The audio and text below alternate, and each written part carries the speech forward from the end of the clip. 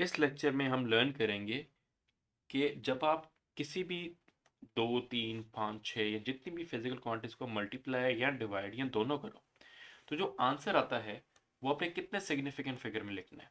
Normally students अपनी मर्जी से 2 सिग्निफिकेंट फिगर 3 सिग्निफिकेंट फिगर तक राउंड ऑफ कर देते हैं, जिससे उनके मार्क्स कट जाते हैं इवन उनका आंसर ठीक होता है।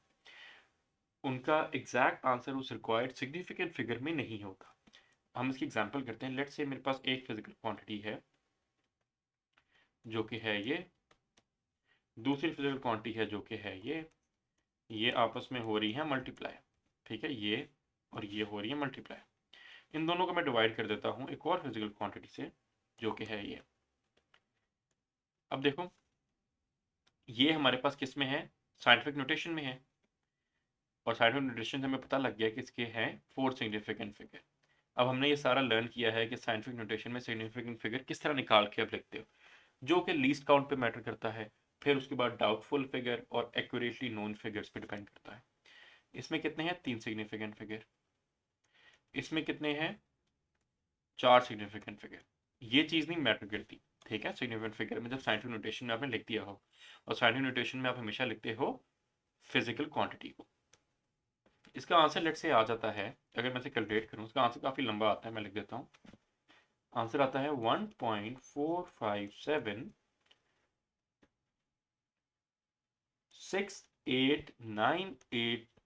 टाइम्स 10⁻³ साइंटिफिक नोटेशन में ये आंसर आ गया। अब मोस्टली स्टूडेंट्स इसे यहाँ तक राउंड ऑफ कर देंगे, यहाँ तक कर देंगे, यहाँ तक कर देंगे, कोई सारा लिख देंगे। लेकिन सिग्निफिकेंट फिगर्स रिक्वायर्ड में आपको लिखने के लिए एक लॉजिक इस्तेमाल करना पड़ता है, जो कि ये है। आप सबसे पहले देखो इसमें क्वांटिटीज कौन सी मल्टीप्लाई और डिवाइड हो रही है। उनमें देखो, जो लीस्ट सिग्निफिकेंट फिगर है वो किस क्वांटिटी का है, वो इसका है। सबसे कम सिग्निफिकेंट फिगर जो है, जितना लीस्ट सिग्निफिकेंट फिगर है ना किसी एक क्वांटिटी का, आपने उतने सिग्निफिकेंट फिगर में लिखना है। ये 3 में है ना, तो इसे हम यहाँ तक राउंड ऑफ कर देते हैं, 3 तक, यहाँ तक। अब ये यहाँ पे देखो, ये 5 से बड़ा है तो इसमें एक +1 हो जाएगा।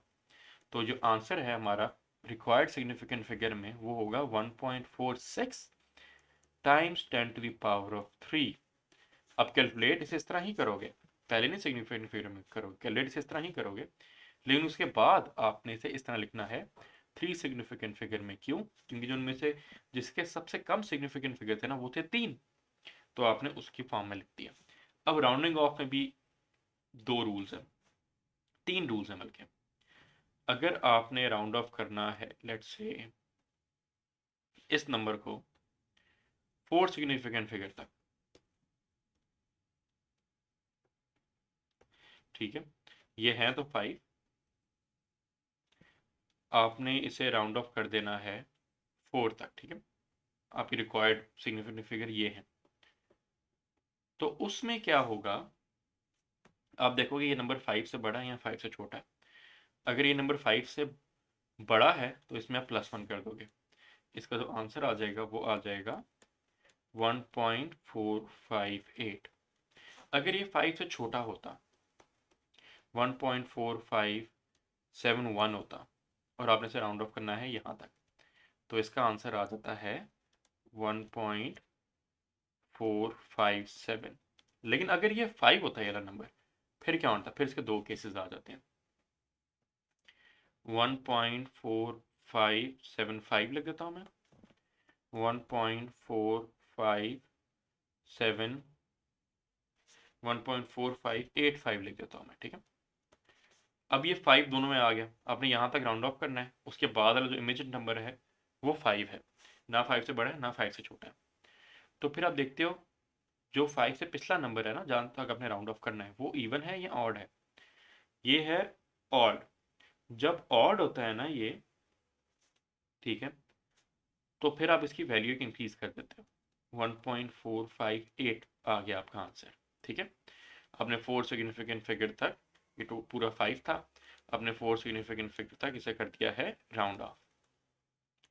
अब यहाँ पर अगर हम देखें, आपने यहाँ तक इसे राउंड ऑफ करना है, ये 5 है, ठीक है, और ये क्या है, इवन। अगर इवन है ना तो फिर आप इसे नहीं छेड़ते, आप ऐसे ले लेते हो, इसे इंक्रीज नहीं करते। 1.458, ठीक है। ये आपका आ गया आंसर।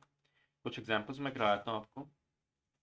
लेट्स से आपने 43.75 को राउंड ऑफ करना है, ठीक है, यहाँ तक राउंड ऑफ करना है, तो ये 5 है, ये ऑड है, ठीक है, तो इसमें एक इंक्रीज आ जाएगा 43.8। अगर आपने करना है